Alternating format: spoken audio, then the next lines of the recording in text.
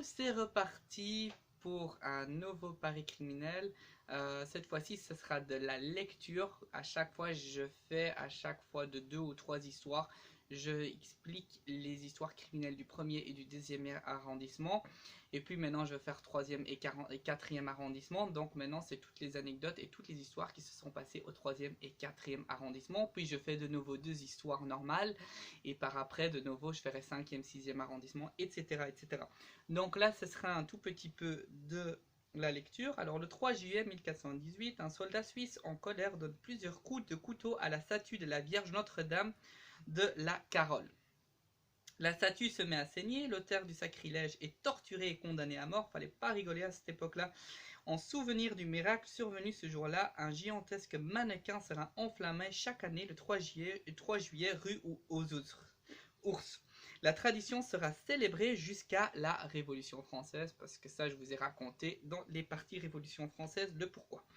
Rue des Fontaines du Temple. En 1865, au cours de la démolition d'une prison située entre les numéros 12 et 16 de la rue, des cadavres de femmes sont déterrés par dizaines. Le couvent des Madelenottes a été fondé sur les lieux de la découverte macabre au XVIIe siècle pour venir en aide aux femmes déchues et notamment aux anciennes prostituées. Bon. Le couvent s'est ensuite transformé en maison de correction pour femmes, pour devenir sous la Révolution une prison politique, puis sous la Directoire une prison pour femmes. À partir des années 1830, le centre pénitentiaire a également accueilli des enfants. On ignore toute la présence de ces corps. Pas mal. Rue Béranger, le 14 mai 1878, au numéro 22 de cette rue, la boutique Joue Moderne explose.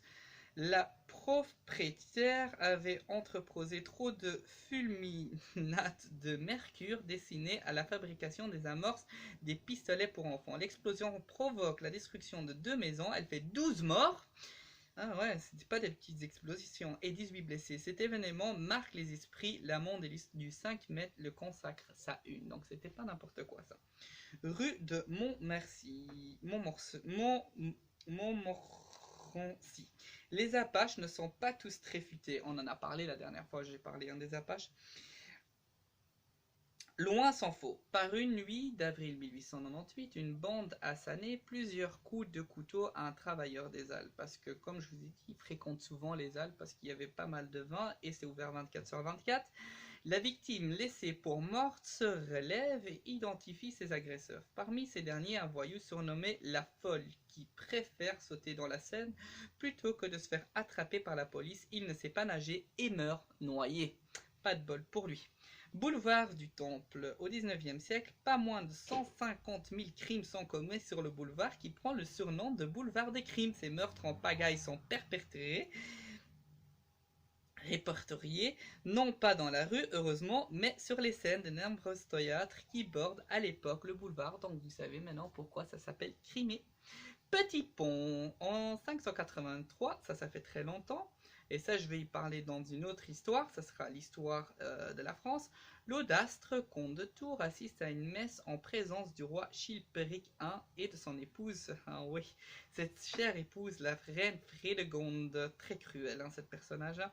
Lorsqu'il est le seul personnage à Saint-Denis qu'on a conservé son sarcophage, si vous voulez, son sarcophage. Donc vous avez encore le tombeau de Frédégonde. Lorsqu'il se présente à elle, la reine refuse ses hommages. Le comte, qui ne sait pas que la reine le déteste, se dit qu'il a commis une impaire en venant sans cadeau. Ah, sympa. Il s'empare d'aller faire des achats, mais la reine ordonne son arrestation. Le comte tente de s'enfuir par le petit pont. La chaussée est mauvaise, sa jambe traverse la planche. Pas de bol pour lui, alors qu'il tente de se dégager, il est rattrapé par les archères de la reine. L'homme est condamné à mort. Ouais, Frédégonde, je vous raconterai une légende. Les légendes sur Frédégonde, vous n'allez pas croire. C'est une personne assez cruelle, mais on est aussi sous l'époque des Mérovingiens, donc 6e siècle, donc c'est un tout petit peu tendu. Quai de la Corse, le 25 février 1815.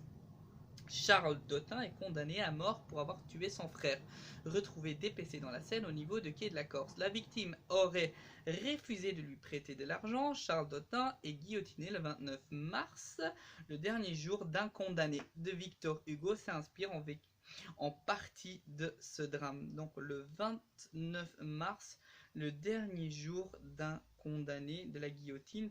Je pense, parce que je ne savais pas que c'était ça la dernière fois que quelqu'un a été condamné. Donc ça m'étonne que c'est en 1815, parce que je crois que l'abolition de la guillotine était beaucoup plus tard, peut-être la guillotine voyante. Alors, rue Saint-Louis en Île, le 15 août 1976, une agence de la Société Générale est cabriolée. Les voleurs accèdent à la banque via les canalisations des égouts et récupèrent le butin contenu dans plus de 130 coffres. Pas mal, ils se sont fait pas mal d'argent eux. Attentat rue de Rivoli, ça c'est près de chez nous. Hein. Le 2 décembre 1978, un attentat est commis dans le bazar de l'hôtel de ville. Je crois que j'ai entendu sur cette histoire. Il est revendiqué par le Front de la Libération de la Bretagne. Des charges explosent au sous-sol. De grands magasins causent la mort d'une employée. 7 personnes sont blessées. Rue de la Cité.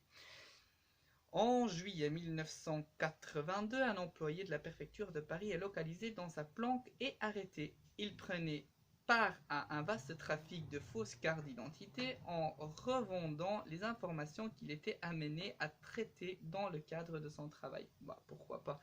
Bon, ça, c'est pas la première fois que ce genre de choses, ça m'étonne pas trop en fait. Et puis la dernière, rue Sainte-Croix de la Bretonnerie. Le 29 avril 1987, je n'étais pas né, 2 personnes sont retrouvées assassinées dans un appartement au numéro 7 de la rue. Un homme de 38 ans, employé à l'aéroport de Roissy, et la jeune fille au père allemand de 20 ans qui l'avait engagé. La scène des crimes d'une rare violence ressemble à un rituel. Les corps nus sont enchaînés et présentés des marques de torture comme des brûlures et cigarettes. Les traces ADN relevées sur place permettent de relier ce crime avec d'autres drames survenus en région parisienne entre 1986 et 1994. 3 viols sur enfants et 3 assassinats. L'assassin n'a jamais été retrouvé et l'affaire du grêle, surnom qui lui a été donné à cause des cicatrices sur son visage mentionnées par plusieurs témoins, est toujours ouverte à la brigade criminelle. Donc on n'a jamais trouvé ce peut-être tueur en série. Voilà, petite histoire sur le 3e et 4e arrondissement. J'espère que vous avez adhéré. Si vous aimez ce que je vous ai raconté, mettez le petit pouce vers le haut.